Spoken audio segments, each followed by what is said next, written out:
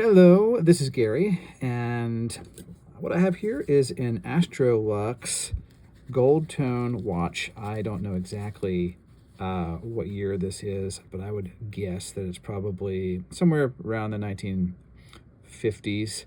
What I love about this watch is just really has a cool gold tone. I don't think it's real gold, but it is gold tone, and a little bit hard to read here because the minute and the hour hand are at the 12 o'clock position here, but it says Astrolux waterproof, 17 joules, and I really like the red second hand with the arrow tip.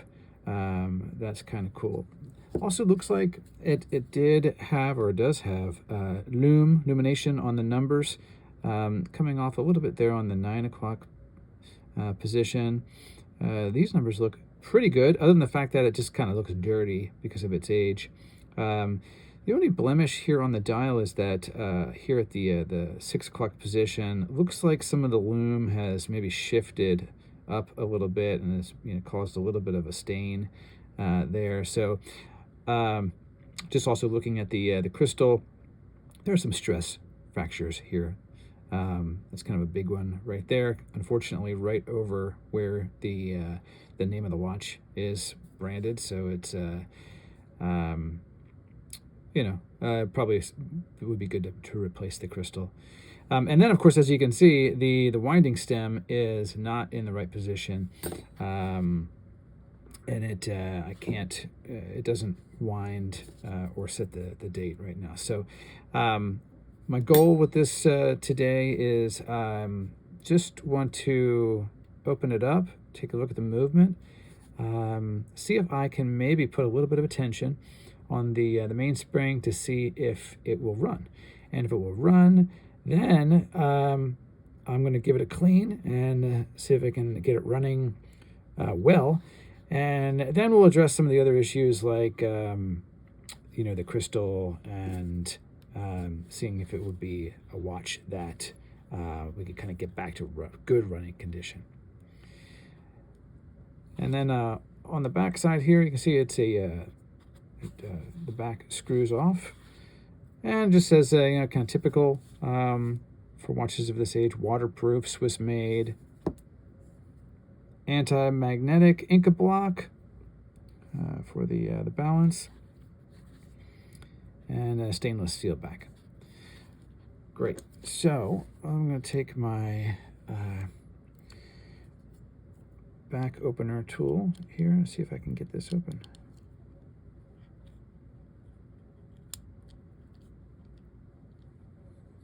Oh, okay. That was pretty easy.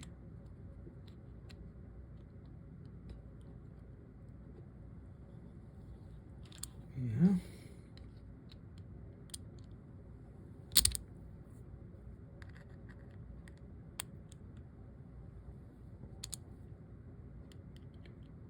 Okay.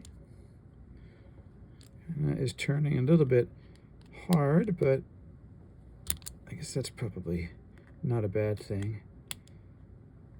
Probably sealed pretty nice. That should be plenty. Let me see if I can urge it to come off here. Okay, here we go. Yes. Yeah, I think, oh yeah, I see there's a little gasket there. That's what I felt with it coming off. Okay. Well, it looks very clean. That's really good news. There's some machined metal on the inside. It says Swiss there on the case back. Just take a look at this. So it's a manual wind, non-automatic manual wind. It says here on the movement, 17 joules, Les Filles de Paul, French, but it does look really clean. I'm going to just see what the balance does if I put a little bit of air on it.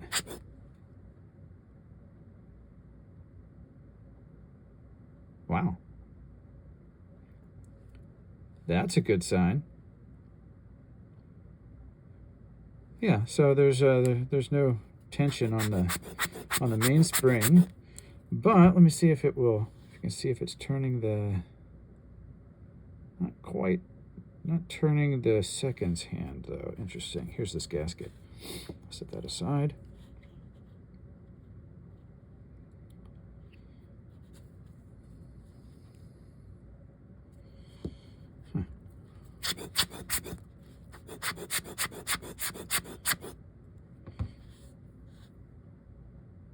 Oh, that is kind of moving a little bit.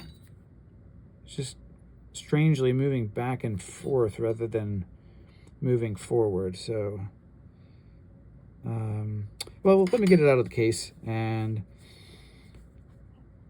we'll just take it step by step. Okay, this I think might just, it's not going to pull out. So what I'm going to do is I'm going to just release this screw here. Tightens down on the stem. So if I loosen that, I should be able to pull out the, there we go. Winding stem. Oh yeah. Yeah, it looks like the winding stem is intact, but I think so. But the actual crown, see, I'm holding the winding stem, and the crown is wanting to unscrew from that. So just something that we'll need to address. All right, so put that in the parts tray.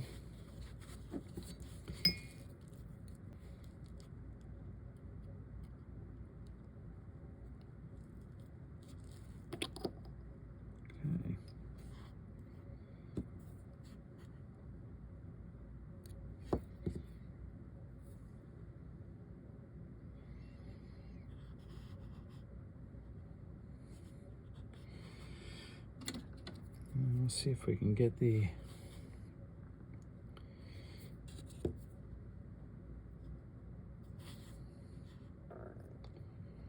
where the best place is to get this ring, this retainer ring off. There we go.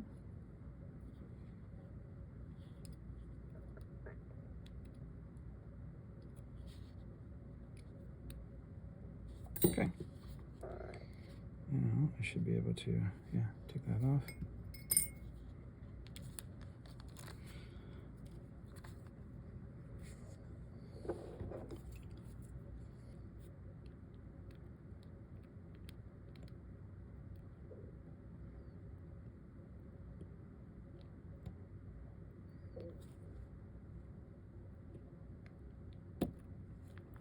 Okay.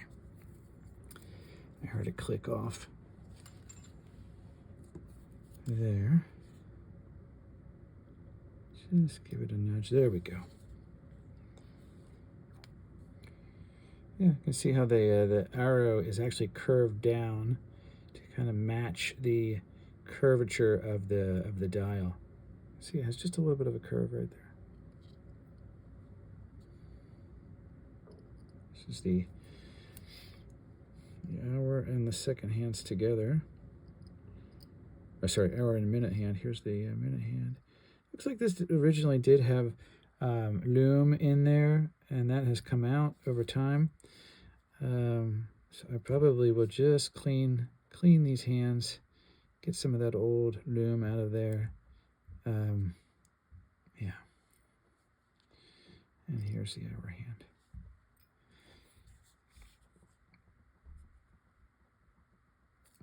Great. Yeah, and then this dial is actually pretty clean. So like I said, other than just the 6 o'clock position here, I think I will just give it a, kind of a very gentle clean. Maybe see if I can get some of that loom off and that work on that stain there, but that's probably not going to come off all the way. Find the dial screws there on the side. Very small.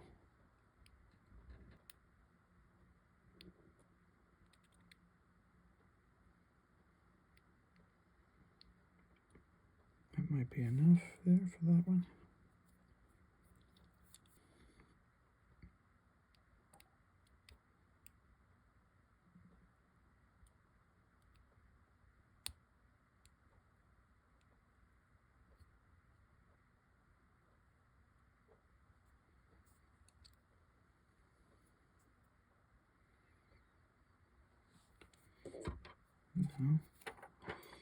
Just try to pry this off. Oh, there we go. That did not take much at all.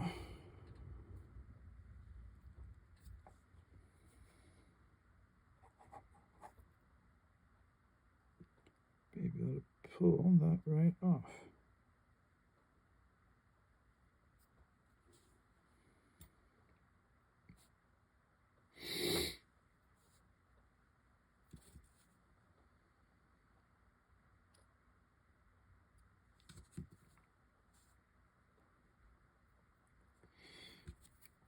Feels like it still wants to grab a little bit, right? Okay, there we go. Right.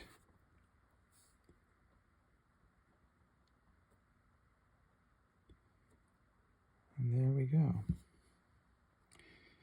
Pretty clean. That's a very good sign. What I think I will do first is just to give it a little bit of a test. I'm going to try to put a little bit of... I should have done this before I took the hands out. I'm just going to put a little bit of tension on the mainspring to see if it will run. Oh, actually I could do that. Don't need the hands for that.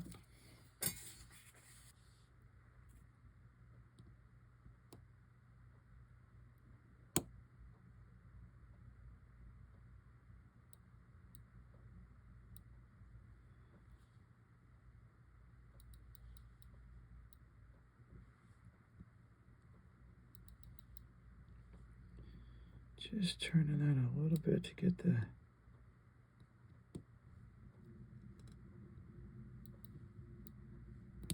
Might be enough. Just enough to get a little bit of tension on there.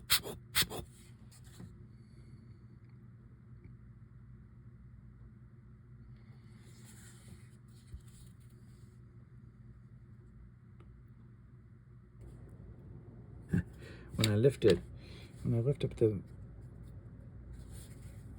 movement holder, it seems to stop.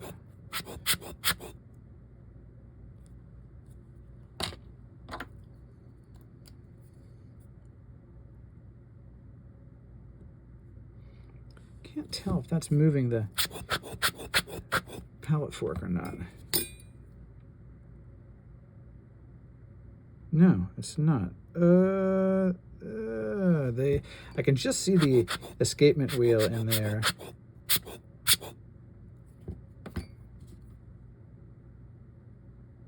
And it's going back and forth rather than around in one direction. And that is consistent with how that second hand was going, back and forth rather than forward. So there's something that's not quite right in there with the way the balance is interacting with the palette fork and the escapement wheel. The watch actually looks clean, but I think when I take it apart and give it a cleaning and put it back together, hopefully I'll be able to see what actually is going on, why it's not moving forward. But it's encouraging, I think, because this movement looks really clean, very nice. And once I can get the winding stem in there and actually get a decent wind on here, it actually might run.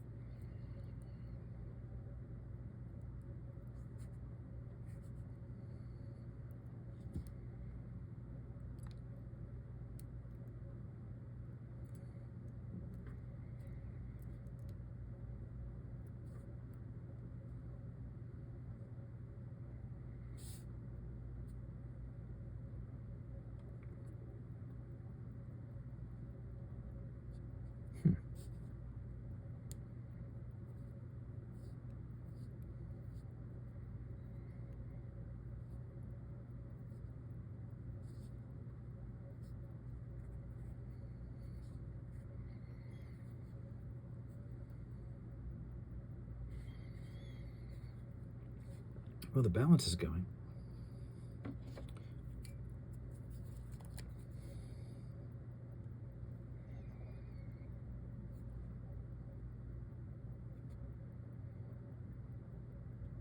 Okay, it actually is turning. I can see the escapement wheel. I don't know if you can actually see that on the video, but the escapement wheel is turning. And you can actually see the seconds wheel on the top there. That is turning. And oops, that's the yeah, this from the back. Well, okay, look at this. That's interesting. Look at that little piece. Ah, you see that right there? That's a piece of metal. I wonder where that came from. Wow. This tiny piece of metal right here. Uh-oh, I hope that is not a like a tooth from one of these cogs, but you can see it's running. It's turning. Here's my thought, is because the stem doesn't want to go in, it just doesn't want to engage in there. I have a feeling that there's something going on with that little tiny piece of metal. It just kind of came out here now that I have the dial off. This gear goes right over the cannon pinion right there. So I think it's something with the keyless works. I think maybe a tiny piece of metal. Oh, wait a minute. Look at this. Whoa. There it is. There's the problem. Yeah. This is gear from... Oh, look at that. Put this back on the movement holder so I can take a closer look at this. But what's interesting is now the watch is running. Now the watch is running with only a little bit of a wind on there. No problem. But now look at this. This gear is completely broken in half. And here's the little piece. A tiny little piece of it. See, it's jumping around there. There you go. Look at that. All right, so now with that cog broken and out of the way, it looks like it has freed up the watch to actually be able to run. So that's a good thing. The bad thing is I'm going to now I'm going to need to find a new cog. Now what's interesting is you know, I bought this watch on eBay, and a little while after I bought it, there was another eBay sale, and I was able to get another Astrolux watch. It's in a silver one, and it's in you know, a lot worse cosmetic condition. But I think the movement is the same.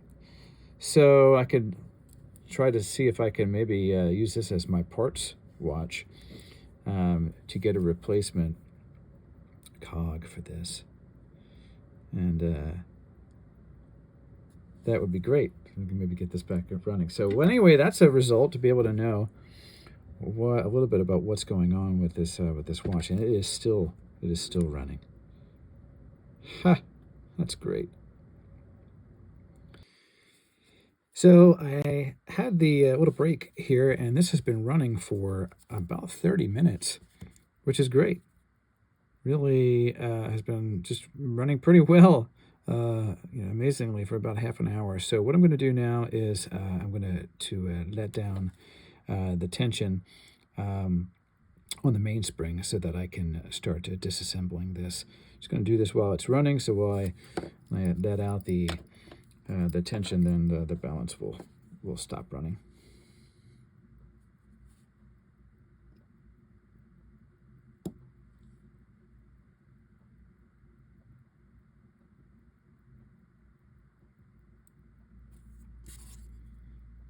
Just need to hold that click open.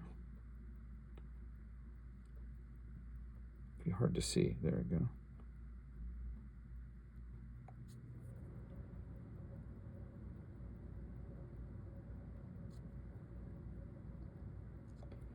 And just carefully let that wind down.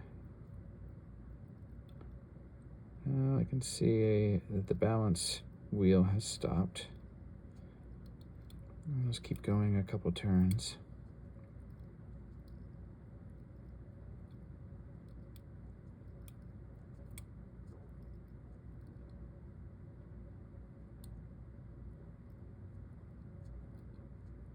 Okay.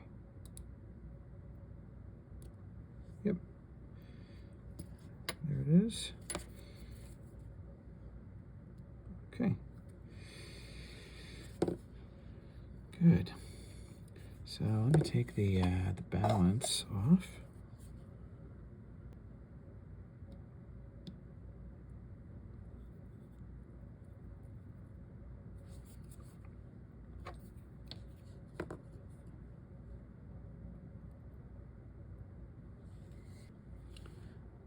Just gently coax up this balance bridge. There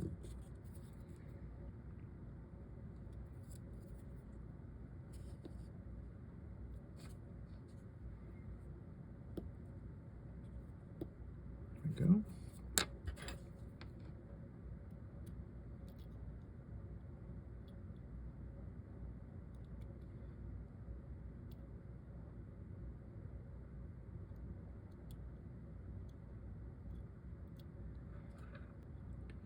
I always just want to take my time with this. No rush. So now I have that off. I'm going to go to the other side and take the cannon pinion off.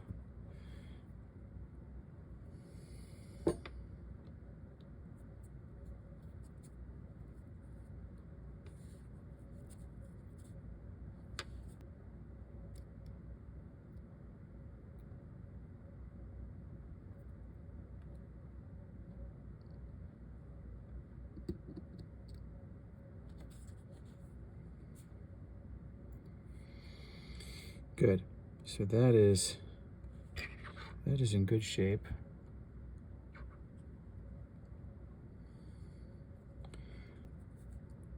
Okay. So the you can see here this bridge has 2 screws, and it also has 2 jeweled pivot holes in there as well. And I'm actually not sure what this is. That's a plate. That is oh, actually that's the escapement jewel. Yeah, interesting. Haven't worked on this movement before. That looks like that's a screw there that has a inset plate, and that plate contains the jewel that the escapement wheel is aligned with. And then here's the bridge for the pallet fork.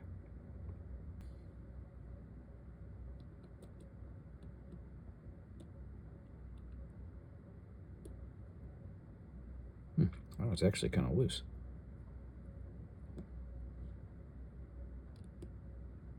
That one was a bit more snug. Okay.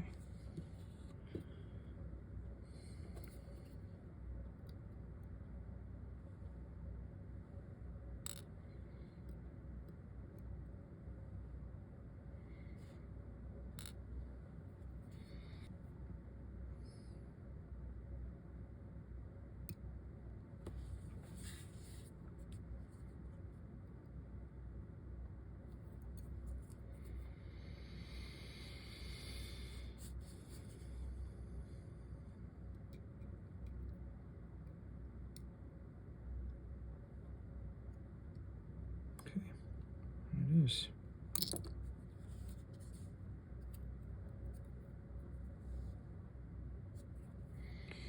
And just looking at this,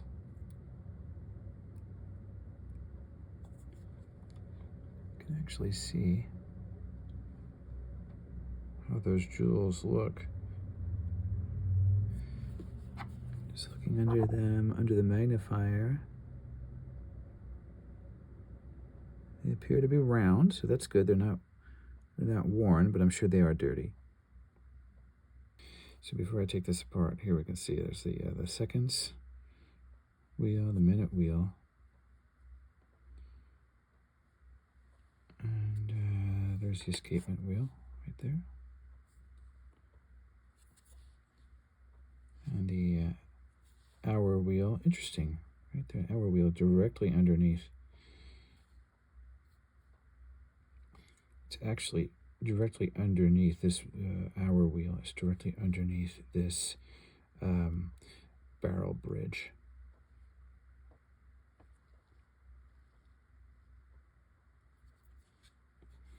So I'll just take them off one at a time, because it has a long stem on there. Okay, there we go. Look at that.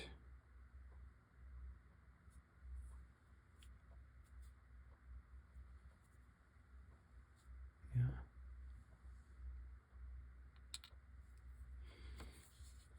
Right.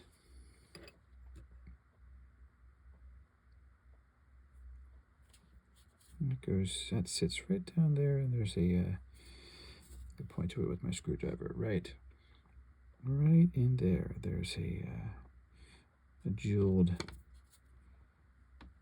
area in there where that sits.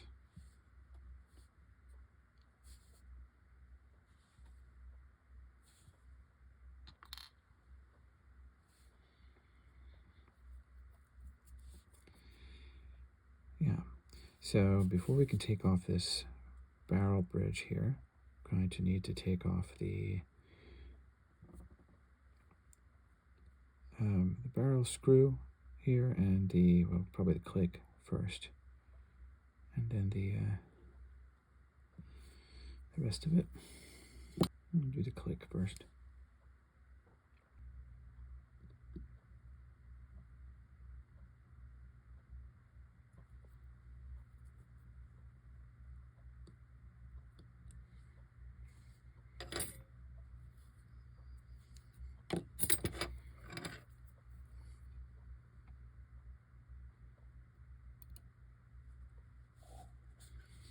I'm going to put this screw here on the mat first, so I can just remember how big it is. Do you see how that's hopping around a little bit? That means I have a tiny bit of magnetism in this, in my tweezers here. So that is a very short screw, only about as wide as the tip of my tweezers.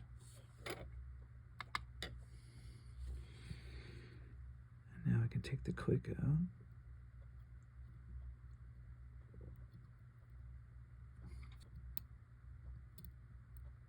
There we go. Just put this here, that way if I need to reference this when I'm putting it back together, I can. This feels okay, yeah, there we go. That's the bottom. You can see it has the little tab there. Right there that I can grab. It's almost like a little handle that I can grab. Grab it.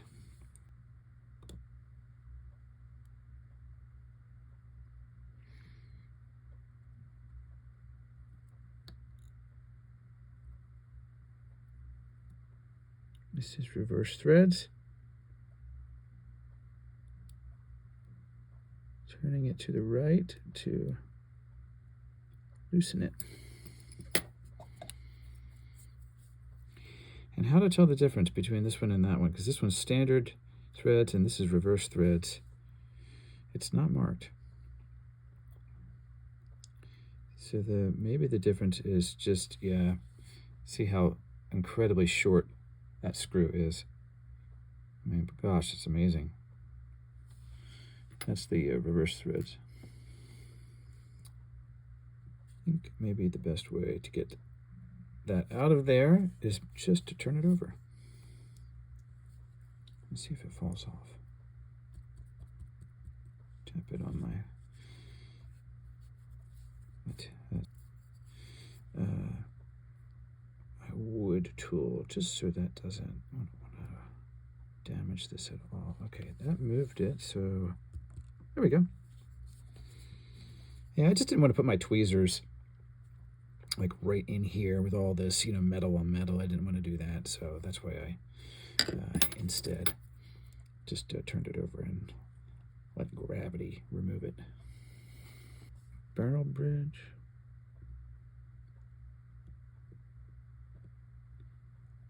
Turn it to the left.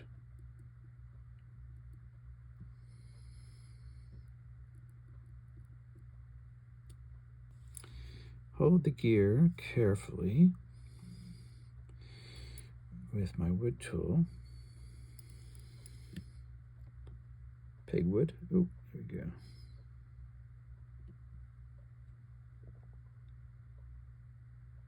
There we go.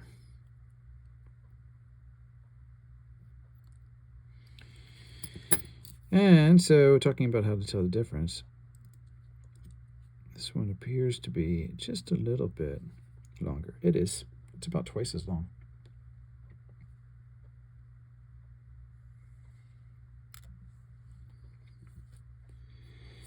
And you can see this is already moved a little bit because it's off of the square. See, it says it's off of the square inset on the barrel. And I should be able to just lift this off like that.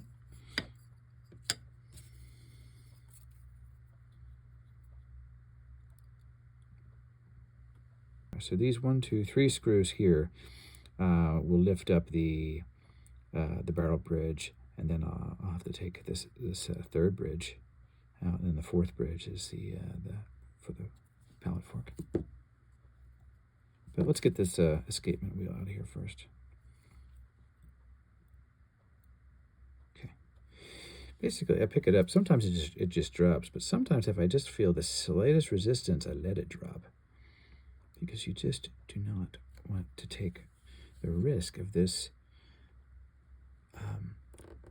bending or breaking, because the point, the tip of this is just so tiny right there. And then it has the little cog on this side here too.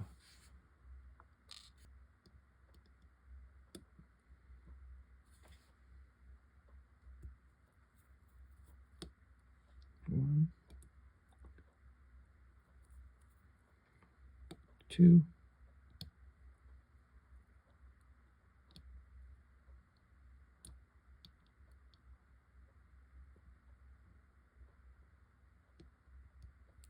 three. That was tight. You know, think about this when take a watch like this apart, to think that when was the last time that this was apart? You know, it could be that this actually hasn't been apart since it was assembled 60 years ago or 70 years ago.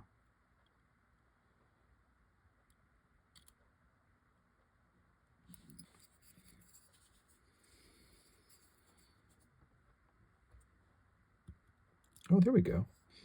So, yeah, that's kind of what I was saying there. Is like, you know, it's just been together for so long. And like I said, this is my first time working on this movement, that this, for whatever reason, this side really didn't want to lift up like the other one did as quickly, but now it has released. And, you know, what you would hate to do is actually break any of these components. So, you know, that's why I would always just want to go slow. Starting now to be able to see the keyless works and find where that broken cog goes. And that can come right out.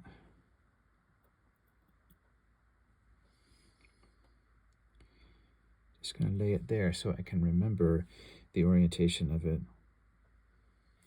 I'm going to remove the third bridge.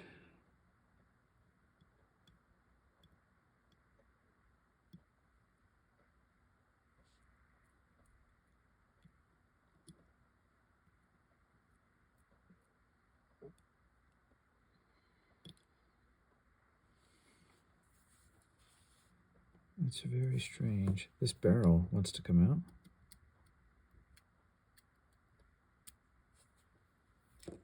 And it did.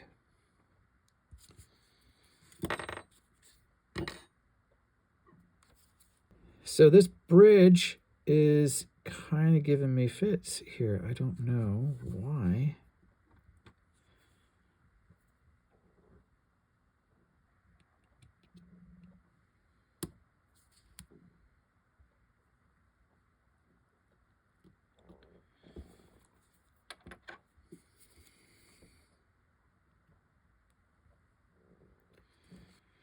I don't want that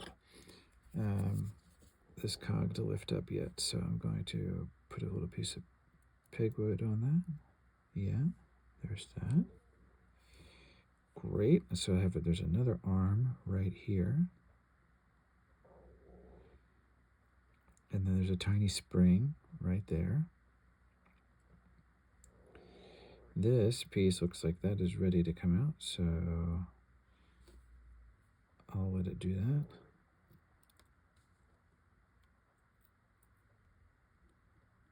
Yep, that is under spring tension. It's under this spring tension here. So it has this pivot point right there. And this is where you can select whether you want to wind the watch or set the time. So first we need to release this spring over here. And then I am going to carefully lift it up and over this metal arm.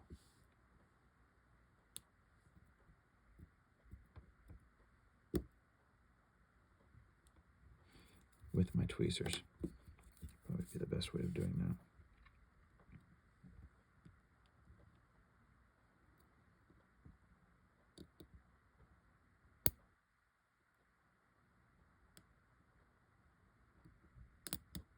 Okay, there we go.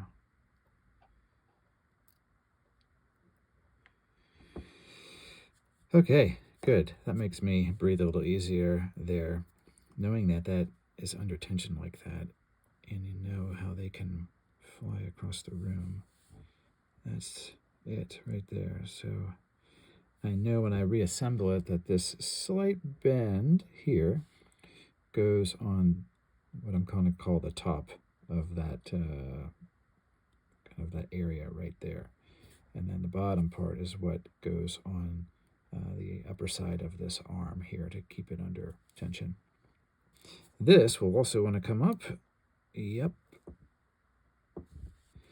This is this hour wheel that I can't seem to get the bridge off on the other side. So let me see if, I don't think it will make a difference, but any of this removing the keyless works to see if that will have any effect on trying to get this bridge up.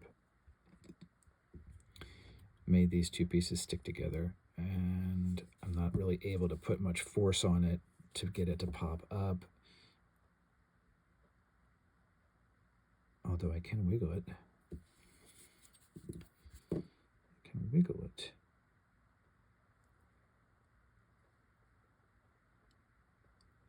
Like that. All right. So, could do it that way. And remove the hour wheel. Like that. Good.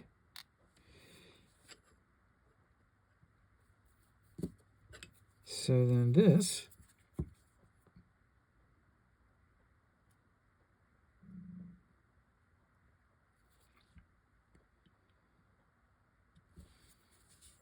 why aren't you coming up?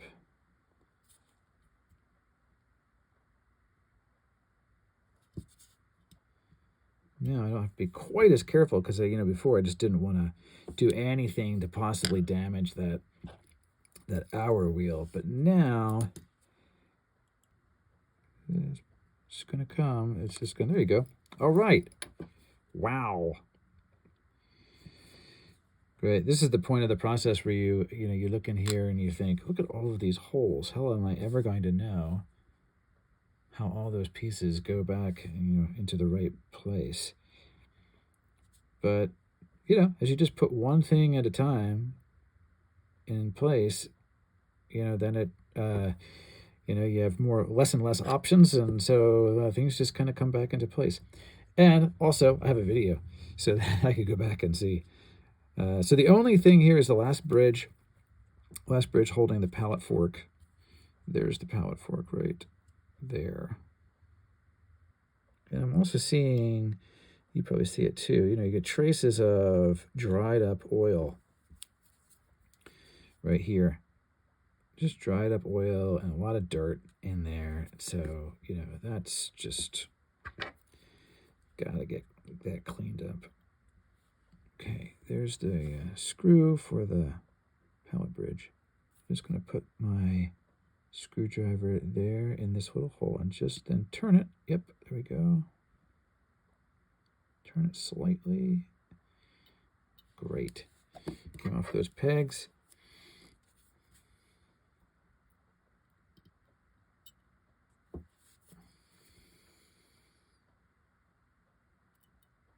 There we go.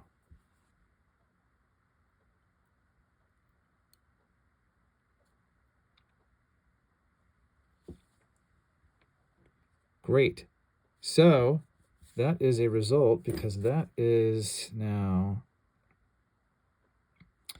everything off of the base plate. Just going to check this one, the arm for the adjusting the movement or winding the watch. That does appear. I'm going to call that the seahorse. It looks to me like a little bit of a seahorse. Yep, that is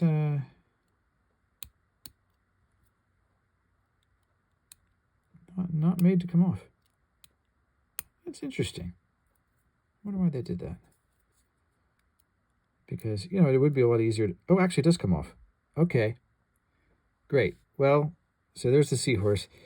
That is just another example of, parts over time in a machine, they want to stay together. And you just have to kind of coax them out. Great. So here it is. Here is the movement completely disassembled. That and that. So the next step will be to clean this up. And here are all the parts in my parts tray. So that's what I'm going to do. I don't think I'm going to show in the video the cleaning process. I think you've all seen that, especially in a couple of my other videos. I've shown the cleaning process.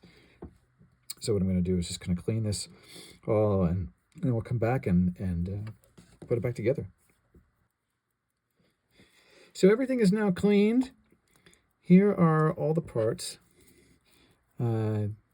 I cleaned them in an alcohol bath, and now they're all dry, and so we're going to put them back together. One thing I did want to show you, so that smaller watch that I had, here's the face. I actually took it apart. There's the dial there. What I discovered is, even though they look similar, this is actually a different movement. It's a slightly smaller movement. Here's the movement from this watch, and then here's the plate of the watch that we're working on. So this is about 26 millimeter, and this is about 23 millimeters. And so I was able to find the ratchet cog from this watch, and that's what, if you can see here, here's the broken piece, as you can see. And if I kind of put that together, kind of like it was, it's strange because it looks like it was slightly smaller than this one that came out of the smaller movement. So I'm going to try it. I've already matched it up to the other piece, and it does work, or it does seem to fit. So we'll just have to see how it comes together, but really glad I had this other watch to use as parts. So hopefully that will work. So let me get these broken piece out of the way. And I'm going to put this piece back in the tray so that doesn't get lost. And I like to group my parts together here. So I have the bridges with the proper screws, and so I'll just be pulling from these. I'm going to roll the wheels ready to go in, the balance wheel, and all of the keyless works over here. And here is the barrel. Because it was working pretty well even before I took it apart, I'm planning on just oiling this mainspring and putting it back in. And you know, if it doesn't work right, I can always come back and take it apart again and put a new mainspring in. But I think I'm going to leave it as is. All right, so let's get started. I'm going to move this out of the way. I'm going to take this other movement out of the way. I don't need that now, so I can just focus on this. And the very first thing I'm going to do is going to put the pallet fork. Pallet fork goes there, and the escapement wheel goes there. And I'm just going to go ahead and put a little bit of lubrication in both of those jewels. You can take them out from the other side. It's a cap jewel. But rather than take them out from the other side, I'm just going to oil them right now. And I'm going to use some 9010 with my small oiler. And you know what I've done? What I've done before is I just use literally the oil that is in the cap. Oh, there's not much in the cap there, but actually I don't need much. All right, so I'm just going to put a little bit here.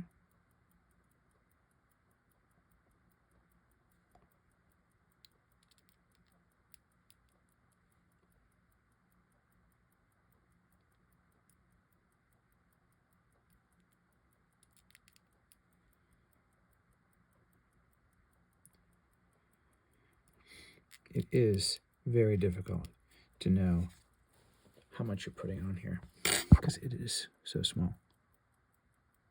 I'm going to use a little magnifier, which you can't see, but I can see. And yes, I am getting a drop in there. And yes, I might be erring on the side of putting too much on, but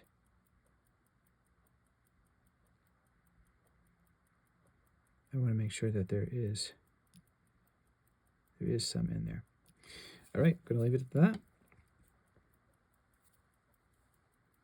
Sometimes I'll just set it on my finger so that I can reorient it.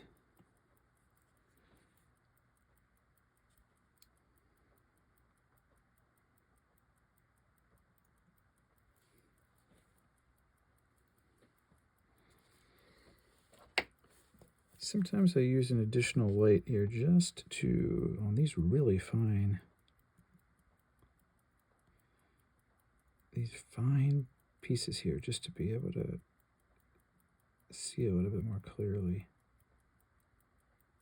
What's interesting is, you know, I'll watch this video later as I'm editing it, and I'm always amazed at how much bigger it looks on video. When you're looking at this just on the bench, it is so tiny. That is in. That is in. Now, before I put that bridge back, I'm going to go ahead and put the escapement wheel in.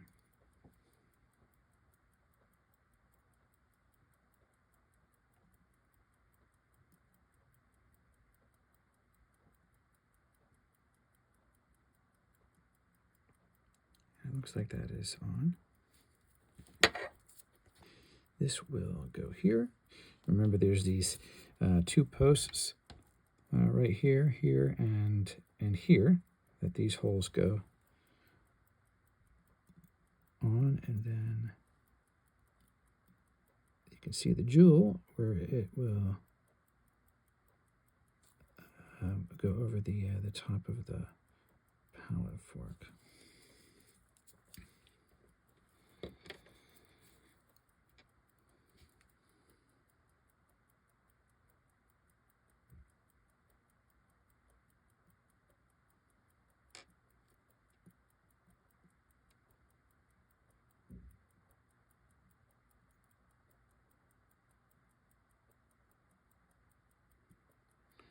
I think that is in.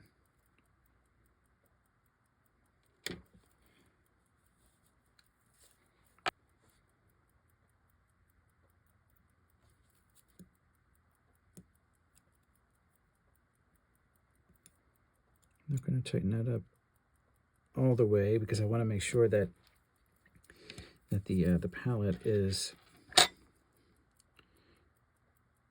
still moving freely.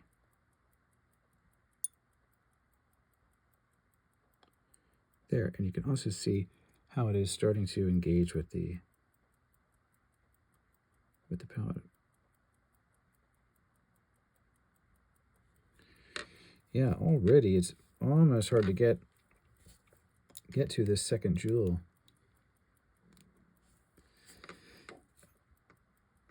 We'll see if I can get there.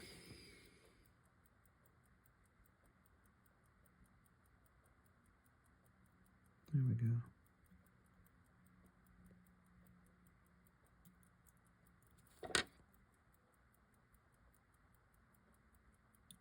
I'm going to use some of the 8200 to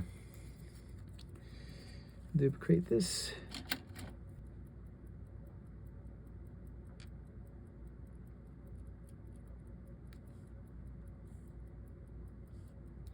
This is barrel grease.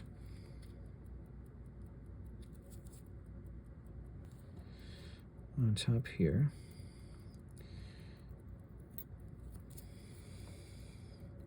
And then I could snap this back on. Yep. Using the top of this here. So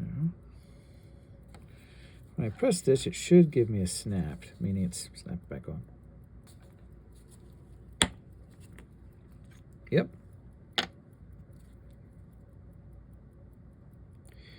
Yes, that's really nice. That looks very good. That little hole right there. Like that.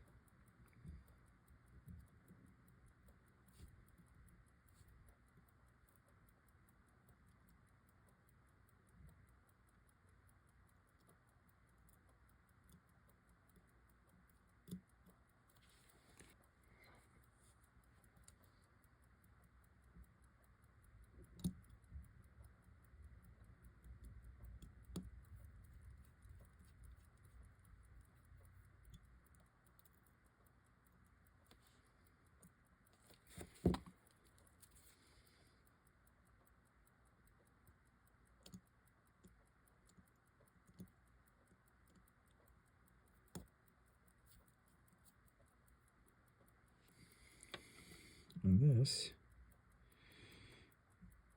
lays right over that.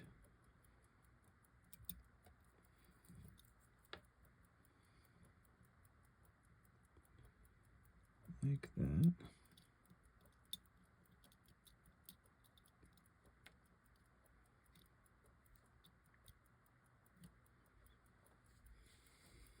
This gets 3 case screws. 1, 2, 3. And this is the third one.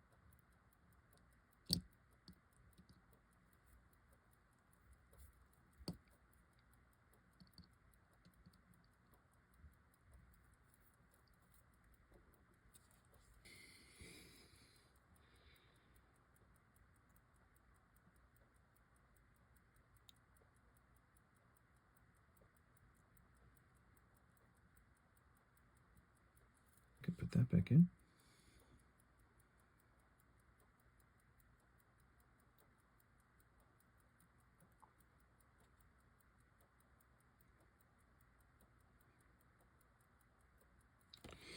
And we'll test it again.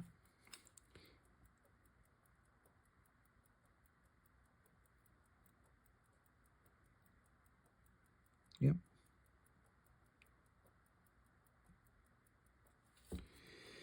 Now, the seconds. Very interesting here. Actually, the seconds wheel, this long axle or stem, whatever you want to call that thing, that will actually go through the stem on the hour.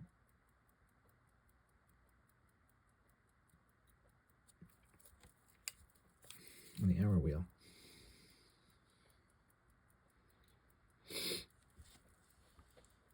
Like so. Okay. Oh, I might be able to just slide that in.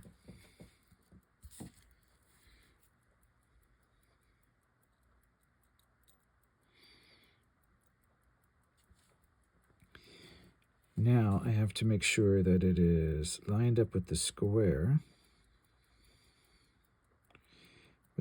post, put the square hole on the square peg. So that, there we go.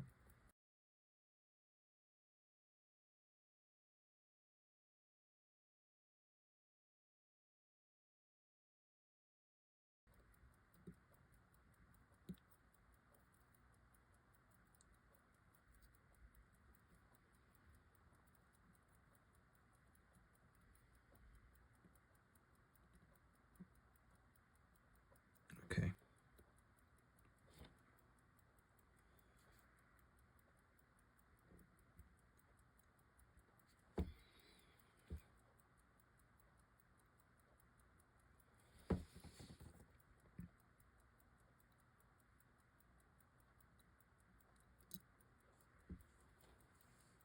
Okay. Okay, this top bridge is now on. I had to turn the camera off there, and I probably fiddled with this for about 20 or 30 minutes just to get these 3 wheels lined up. And now it's in.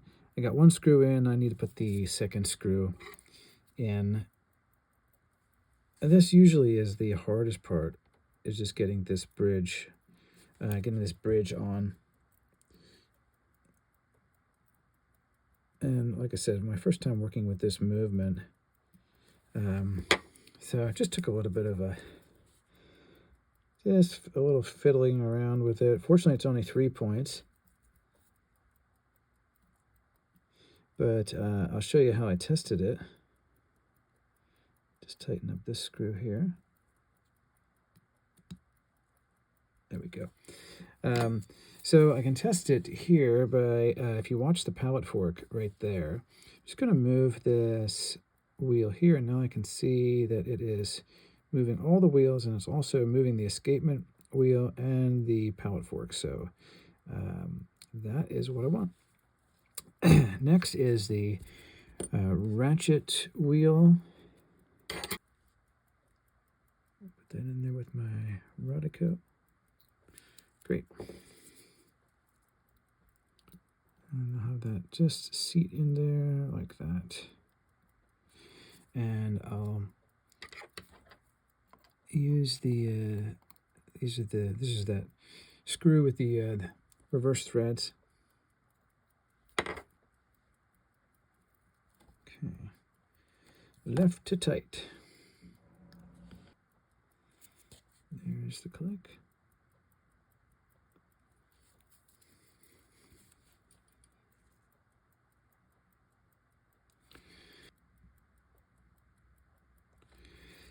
There we go. Just balanced precariously on top of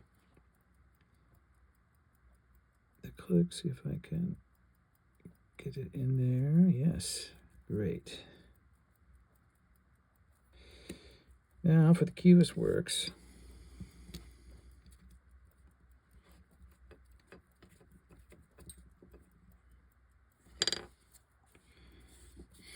This will go in like this.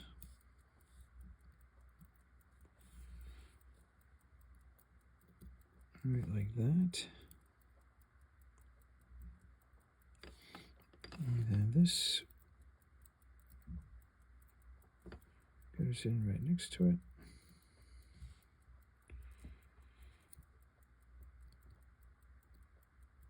That down, and then this.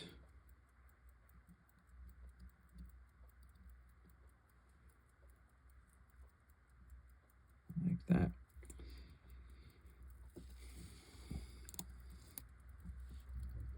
This goes here. Okay, I'm going to kind of try to dry fit these first because I do want to put some grease in here, but I just want to kind of get the lay of the land first. Like that. That holds that down.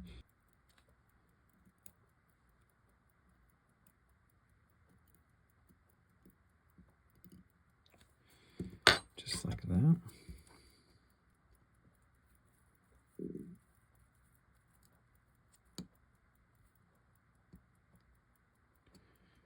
Okay, I won't do a full tighten.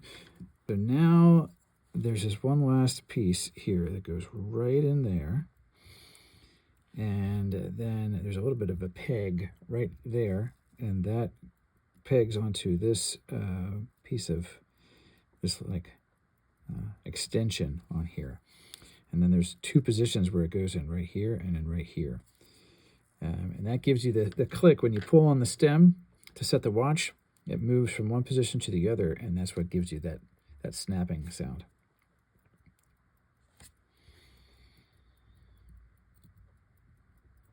And you just have to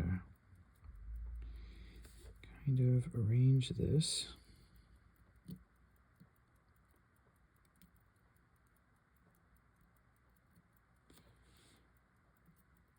And see, what I'm seeing is this is this cog that I brought in from the other watch. Remember how I said it seemed bigger? It might actually be too big.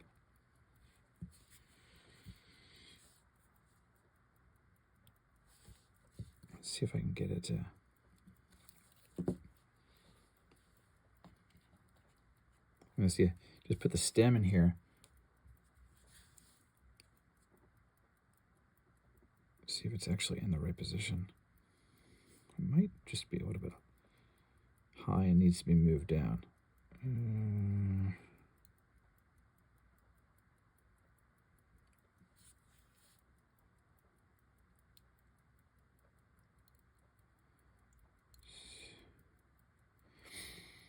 This does fit onto these cogs because I've tried it ahead of time, but now trying to get it to work within the watch is another matter. Come on.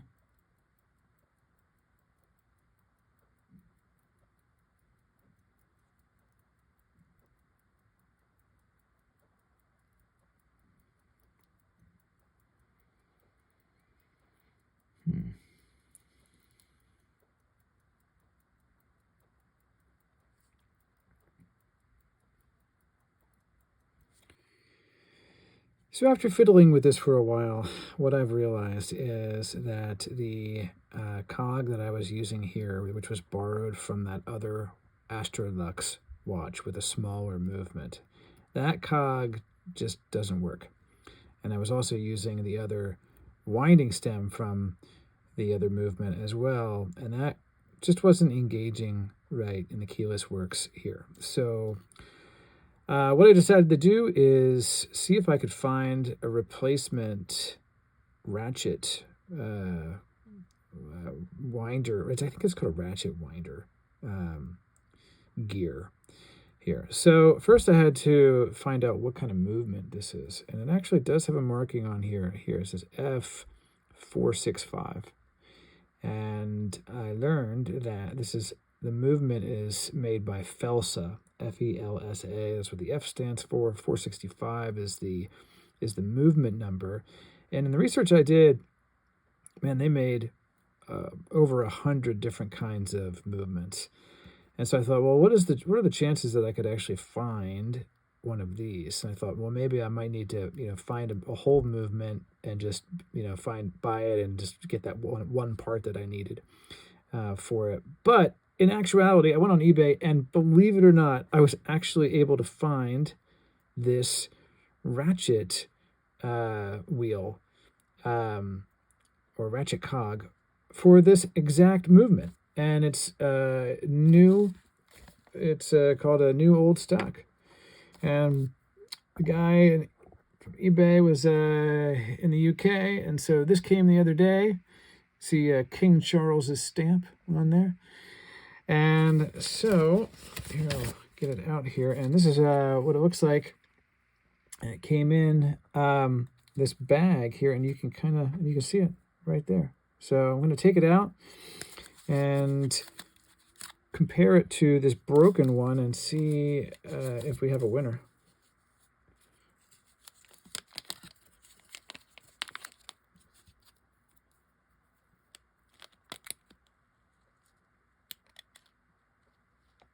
Okay. All right, so here's the broken one. If I kind of slide this together like it was before it broke. And then this one here. And there was a tine that was broken off too. That was that tiny piece. So that is pretty close. So I'm hopeful that will work. So here's the original winding stem for this movement for the 465.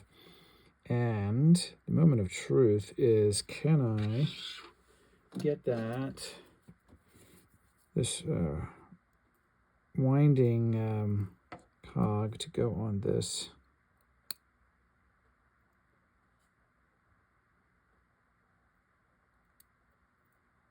Yes. Look at that. It fits. That is a result. That is great news. Okay, so the broken one, I'll put back in my parts tray so I don't get confused. I have the winding stem, and so now I can proceed as of before to put the keyless works together. So what I'm going to do first is take this brand new piece and put it right in here.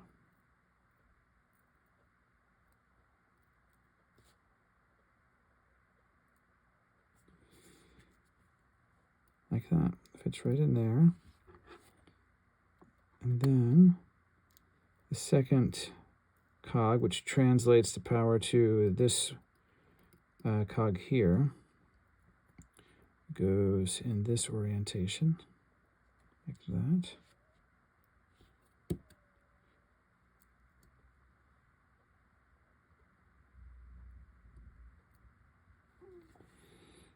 And then this will, look how that meshes together. Yeah, that looks perfect. Great. All right, stand by with a little grease because I'm going to grease as I go here.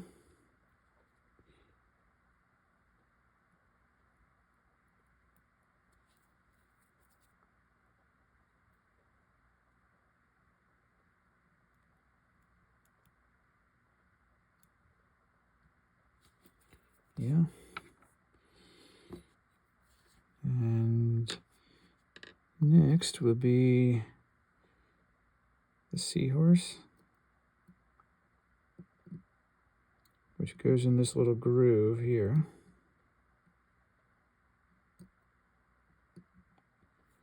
Just like that, so that it moves that back and forth. Great. Now, the little tricky part here is the spring that needs to go right up in there. So before I put tension on that, I'm going to get my parts lined up here. So this plate will go on top of that. This is the pivot cover.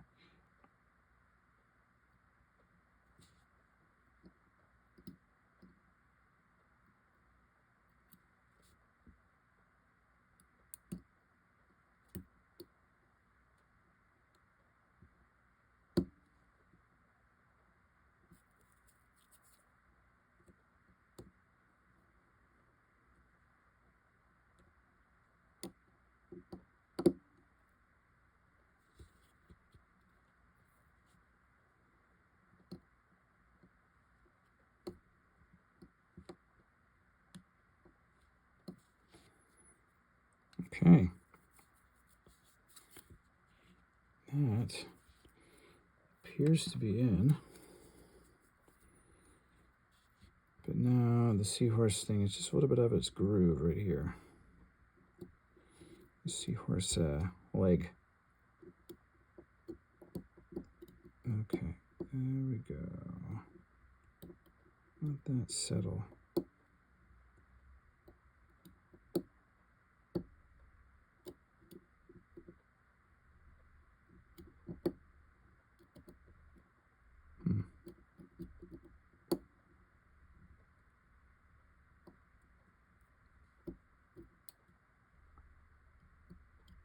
Okay, I'm gonna go for it. Go for this.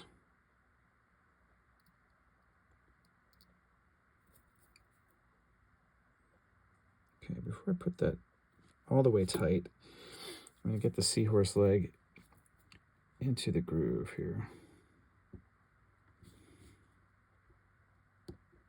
There we go. Yeah, just like that.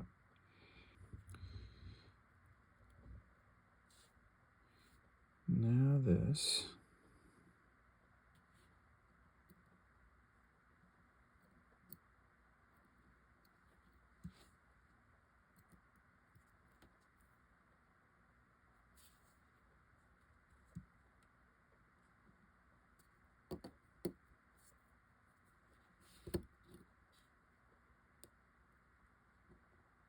Okay. Now I have to get the screw from the other side.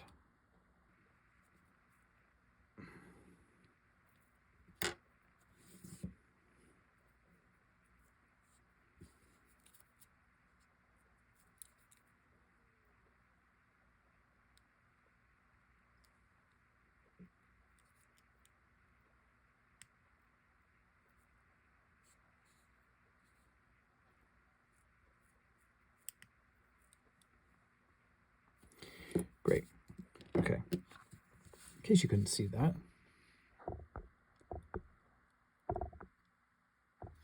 Yeah, in case you couldn't see that, what I did was from the other side, I tightened that screw up here that came through that tiny plate to secure that, which when it's tightened down, it's kind of sucks this plate in, and then that goes over the winding stem to hold it in when it's in the watch. And then it also serves as a pivot point here too. There's a spring here, kind of to hold the cog together. So everything is in place.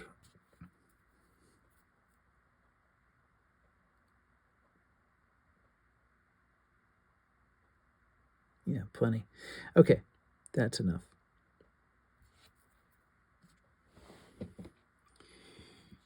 So now the balance can come into play from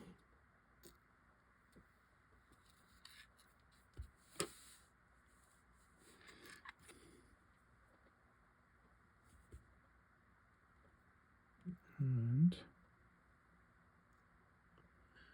I think I'll oil the top from the Inca block on the top, but for right now. And when I do this, I flip this around, I'm just going to hold the movement up just so the spring doesn't have so far to go.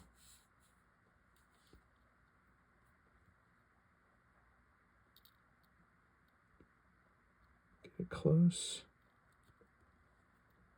And then kind of let it set into place. Let's see. That's good. I'm going to go ahead and put the screw in now.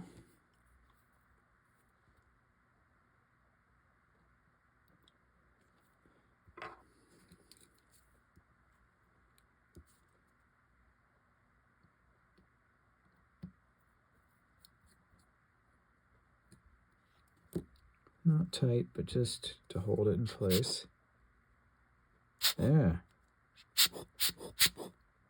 There we go. And the second hand is moving. I haven't put any tension in on the mainspring yet, but it is moving. That means that's great. That means it's moving the pallet fork back and forth, and good. So let me tighten this up.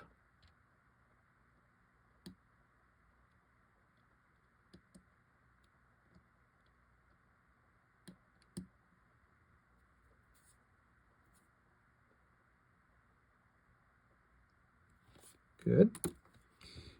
Right.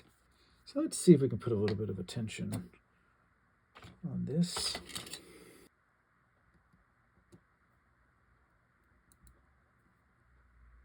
It's not want to wind easily that way, so I might not try to force it. So what I know is that it is moving the mechanism. You can see it.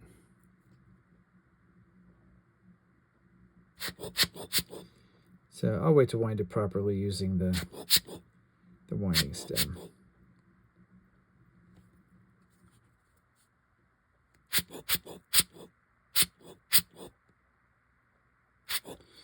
Yeah, but I think while I'm here, I will go ahead and oil these parts that I see. That's a cap right there, so I'm not going to oil that. And that's a cap, that's the Inca block. I'll oil that later. But I can oil these two pieces, or two jewels right here.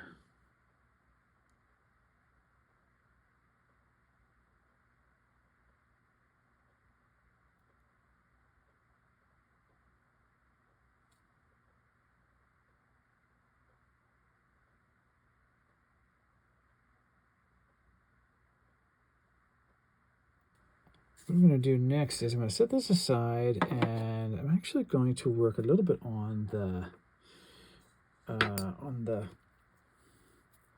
the dial. Where I showed you before, the number 6 has some of the luminescence has shifted over time, and it's caused a little bit of a stain there, and kind of obscured the 6.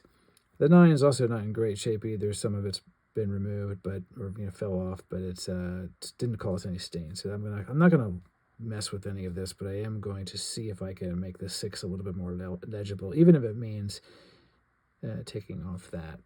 So the way I'll try to do that is just to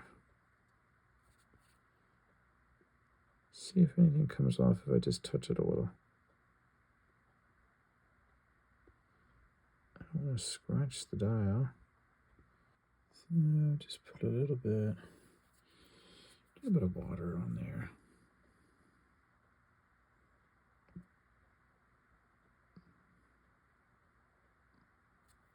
See what it looks like under my magnification, just to see. So yeah, it's just a little crumbly stuff there that I might, because if I soak it in this a little bit of this water, it might soften it up enough to maybe scrape it off.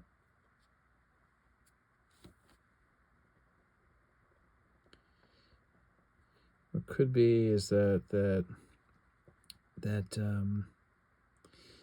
maybe there's a little bit of rust, like this has caused it to rust a little bit underneath, and so it's actually not going to come clean.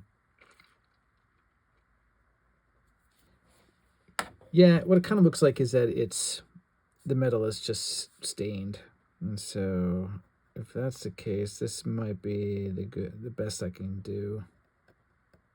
Just give it a quick all over. I'm not going to really get into these numbers much, but now that I know they're kind of really bonded on there, I'm not too worried about them like brushing them off.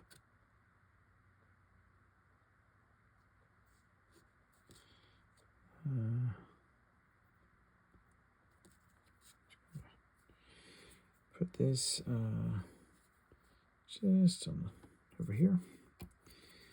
I'll take some of the water off of there, and on this side, I'll just give it a real quick do a quick clean.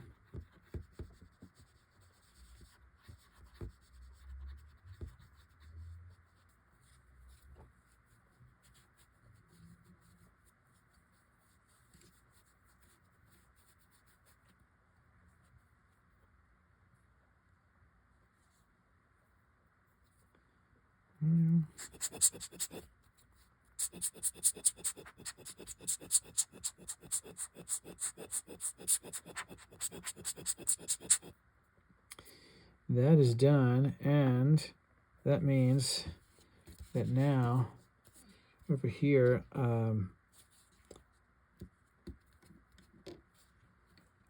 the dial side of the movement, I can get ready for putting the dial on. All right, so let me tighten the movement holder, and let's see if there's any other points that I can oil from over here. That's the Inca block cap jewel for the bottom of the balance staff, but remember I oiled that from the other side, so I don't need to do that. This one, I can oil that one, and that's a cap, so I'll put a little oil in that. Get the oiler real close, because when I'm looking under magnification, it's hard to see like where I'm going. There we go.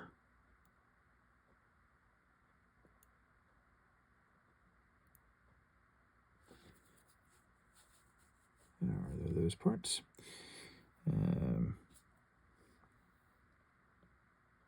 So first thing is the cannon pinion.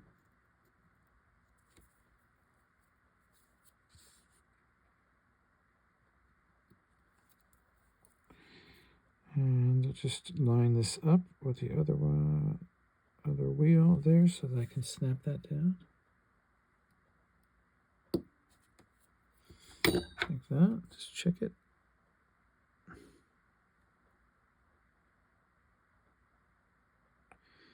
And there's a good reason why you check it, because it actually is not lined up.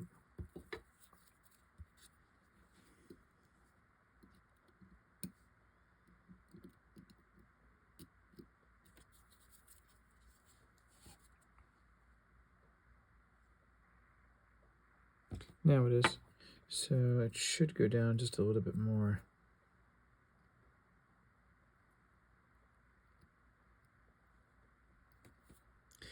Yep, that looks good.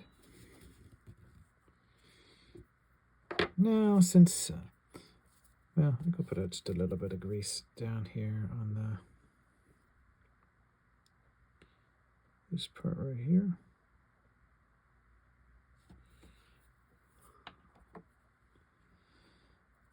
Because this is next.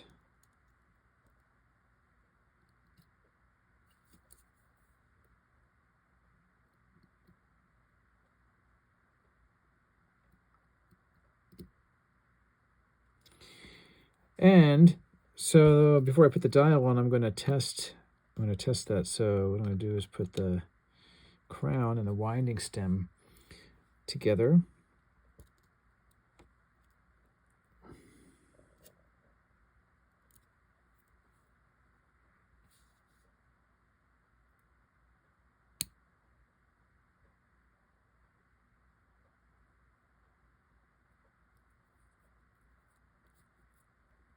Hold that with the pliers and just apply a little bit of pressure on the crown to kind of wind that in there. And if it gets to the point where it wants to keep unwinding, I'll put just a tiny drop of Loctite, blue Loctite on there to hold that on there, but I might not need to.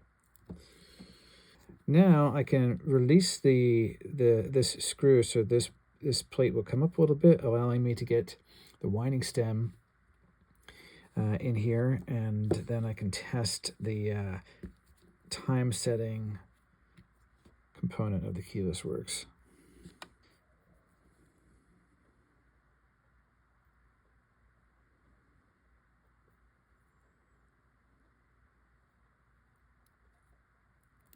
Look at that. Oh my gosh.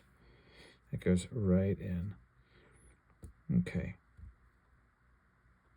So right now it's in the winding position. You can hear it wind up the... I'll just do it from this side so we can see.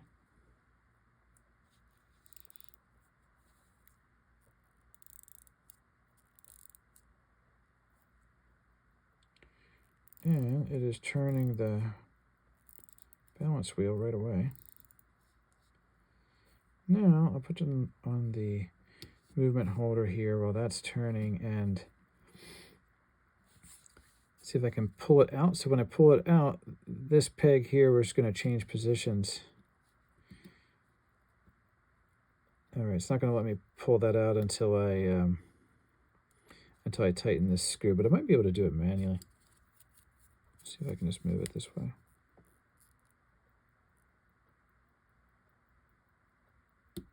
Like that. And then now I can test the time setting. See that grease right there? I guess I'm going to pick that up. I guess I shouldn't have put that much on there. I'll leave a tiny bit, but that was too much.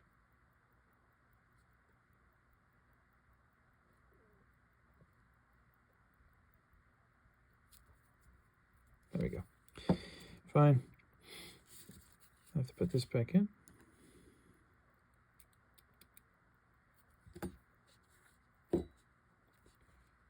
And that is moving the hands now, once we get the dial on. Both ways, yes. Wow, that's great. So this replacement part right in here, that is the right part. It is working great. This is exactly where I want this. And so now you can see the movement is moving. This always fascinates me. You can just see the escapement wheel and the pallet fork going back and forth, which is really cool. All right, let's get the dial on this. And the foil washer will go like that. This is the 3 o'clock position here where the winding stem is. We know that. Okay, everything is together here and tightened down, so I feel comfortable going ahead and putting this on here.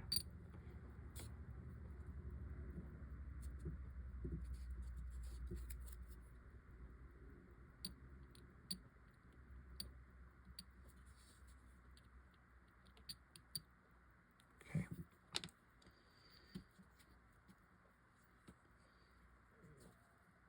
I do like this. I like to orient myself with where is the balance wheel. The balance wheel is at the 12 o'clock position. So I know when I'm holding this not to put my finger near the 12. I just don't want to mess with this balance wheel at all. So when I hold it, I'm going to hold it off center to that. And what I'm looking for here is the fact that the dial has seated down onto the dial side of the movement.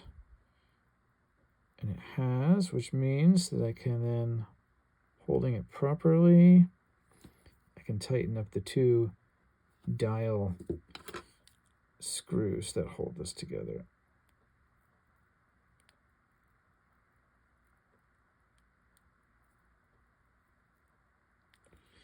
One.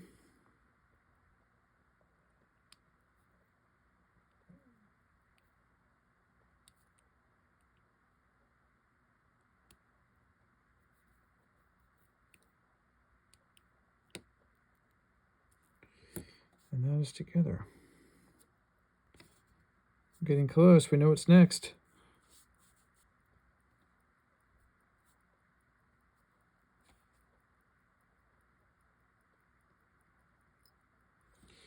And I'm going to line this up on the minute hand right on the 12. At midnight.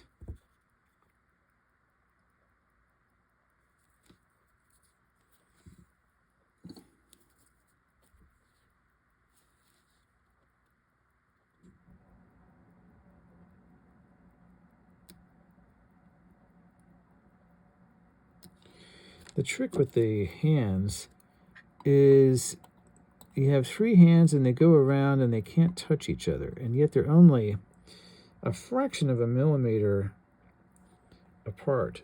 So the trick is getting them set so that they don't run into each other. Often what happens is that the second hand will get caught up in one of the other hands, and then you're in trouble because the watch stops.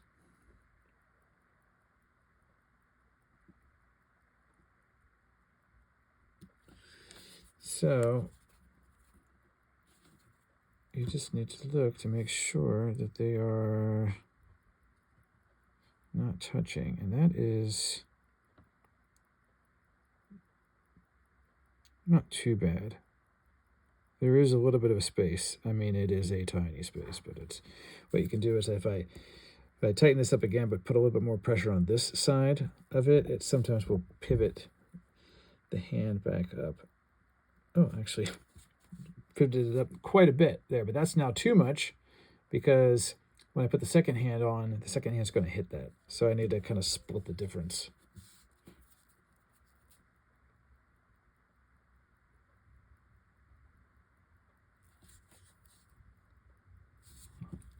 It's kind of back where I was.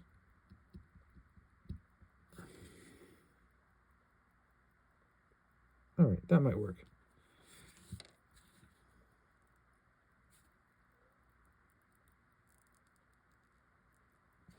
Yeah, that looks pretty good. All right, now, let's see, are we still moving here? Yes, we are. So when I put the second hand on, it's going to take off.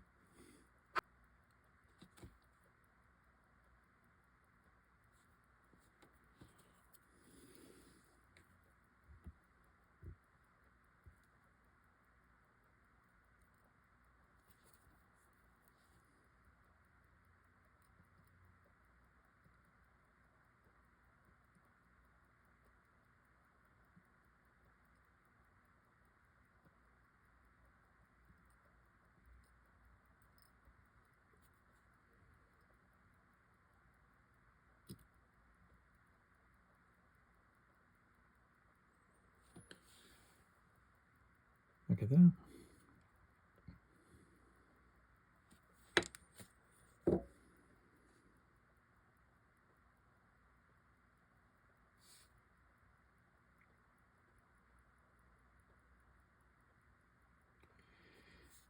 So I'm going to wait for it to go around to where the minute hands are, because then we'll see if it hangs up there or not.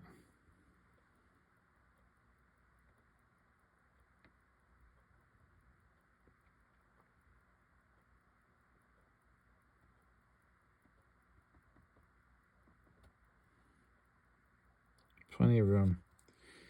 As a matter of fact, I might be able to just push it down. It looks like a little high. It looks like it should be down a little bit more.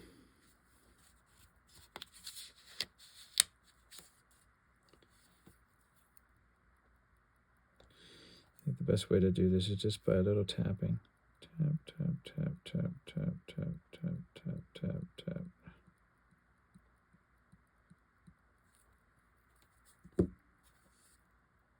That looks better. Okay, it's going to come around this time, and we'll see if it passes.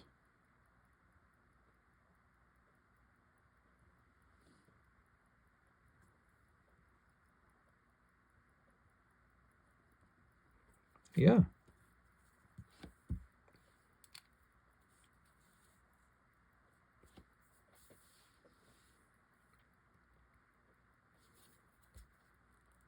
Look at that.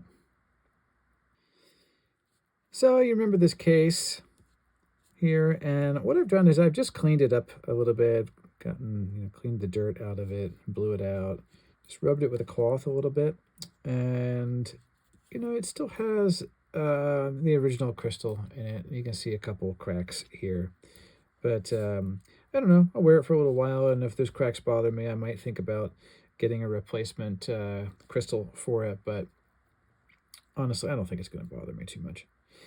And what I'm going to do now is the movement goes in this holder and has a cutout here for the stem. So I'm going to take it out and then just set it right down in there.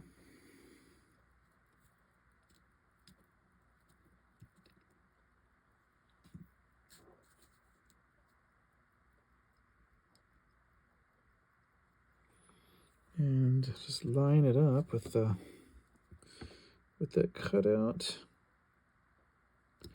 and then give it a gentle push.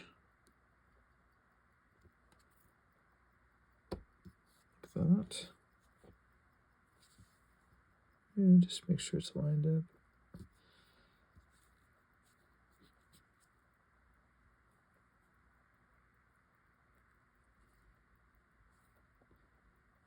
Yep. That's how that looks.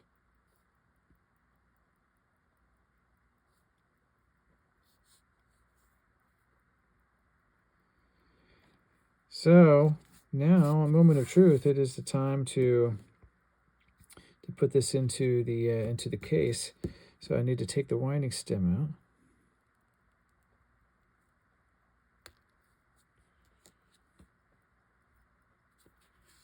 out. And holding it like this, kind of on one finger, I can gently put the movement in.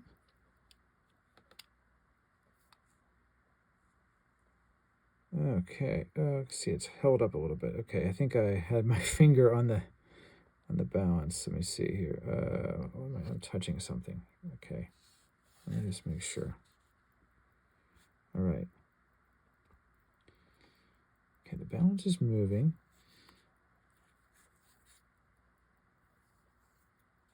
And the second hand is moving.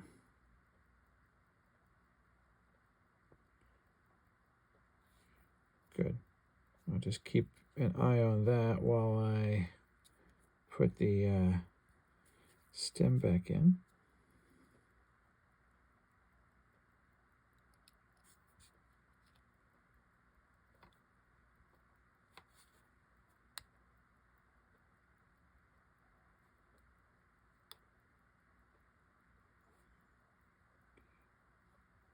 Now, the one thing I'm noticing is that the stem is pretty far out from the case, and so I might need to loosen this screw a little bit more to get that in. But just let's take a look here first, just to make sure everything's turning right. Yes. Okay, let's take a look at this. So I'm going to loosen this stem screw about a quarter of a turn to see if that allows me to get, there we go. Look at that. It does. So now if I tighten the stem screw back up all the way,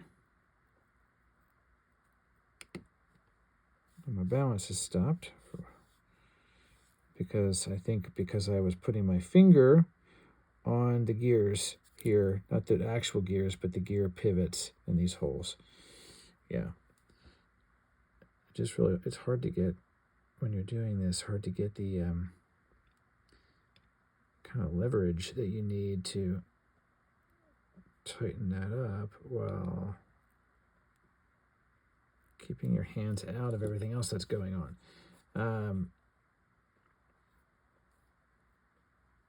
Okay.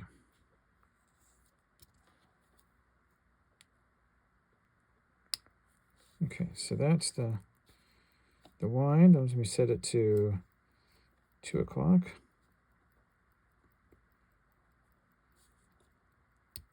Okay, and now the wind. And if I wind, I should be able to see this. There we go.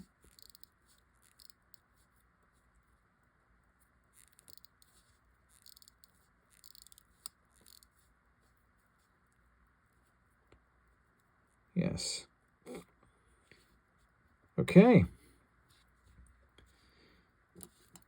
Well, last looks, everyone. The very next thing to do is to put this rubber washer back on the watch case and tighten it up, and then I think we'll be done with this movement. Okay, let's come back on.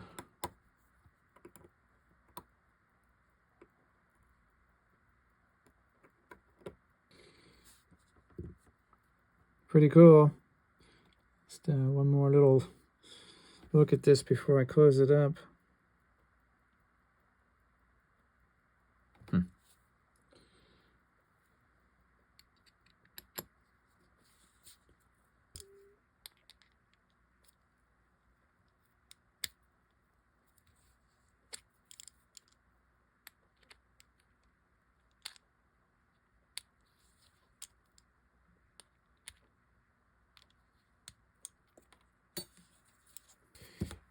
There we are. And finishing touch, we'll put the top part of the strap on.